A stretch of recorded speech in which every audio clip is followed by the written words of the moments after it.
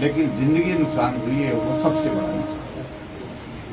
और मैं तो हैरान हुआ, इस तरह वोकल तरह दौड़ा दौड़ा रहता था हमारे लिए, पार्टी के लिए, बड़ा प्रसिद्ध आदमी तरह। उनका सारा परिवार एक बच्चा बेटा उनका और दो बेटे तो ये स्थिति बहुत खराब है।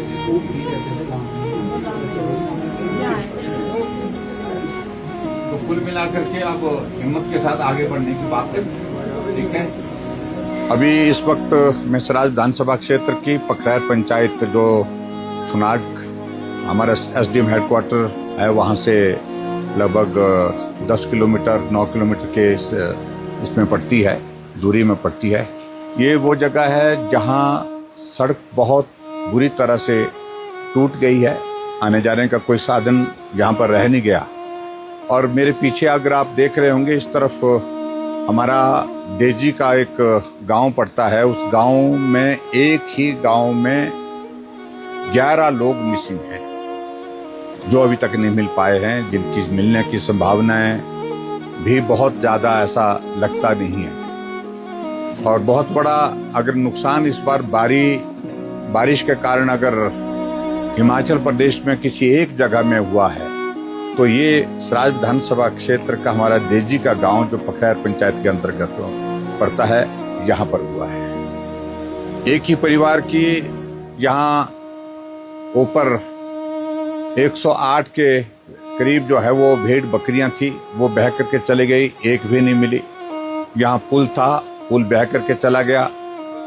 और उसके साथ साथ में बहुत बड़ी क्षति जो है यहाँ पर बाग बगीचे फ्लोरिकल्चर के और उसके साथ साथ जो पॉली हाउसेस थे उसका भी हुआ है।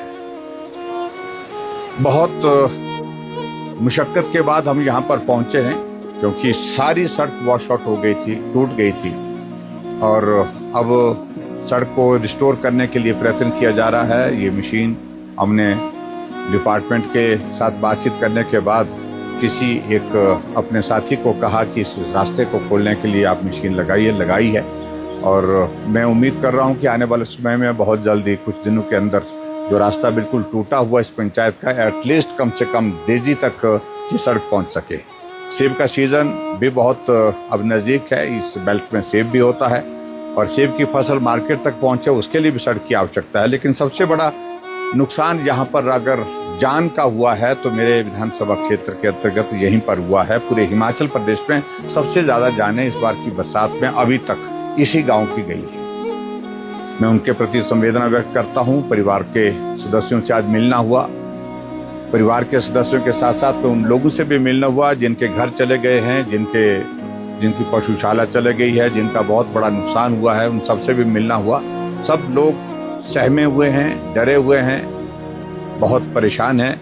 लेकिन हम अपनी ओर से जो मदद उनको पहुंचाने की कोशिश कर सकते हैं कि इनके लिए कम से कम राशन की व्यवस्था, राशन के अतिरिक्त और सारी चीजों को यहाँ तक पहुंचाने का प्रयत्न किया जा सके ताकि कम से कम जिंदगी अब चलना शुरू हो जाए। नहीं तो जिंदगी एक जगह थम सी गई है, ऐसी हमारी कोशिश है। और अभी बिजली की सप्लाई, पानी की सप्लाई रिस्टोर करना बाकी है, लेकिन तभी यह संभव है जब ये सड़क आगे पहुंच पाएगी, क्योंकि सारा सामान सड़क के माध्यम से लोगों को लेकर जाना है।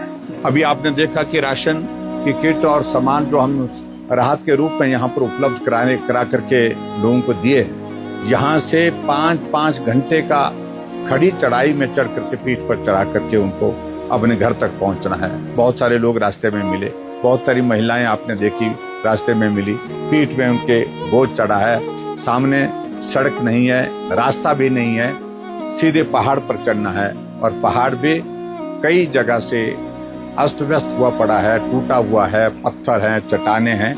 ऐसी ये जिंदगी कठिनाई के दौर में से गुजर रही है इस पंचायत के अंतर्गत।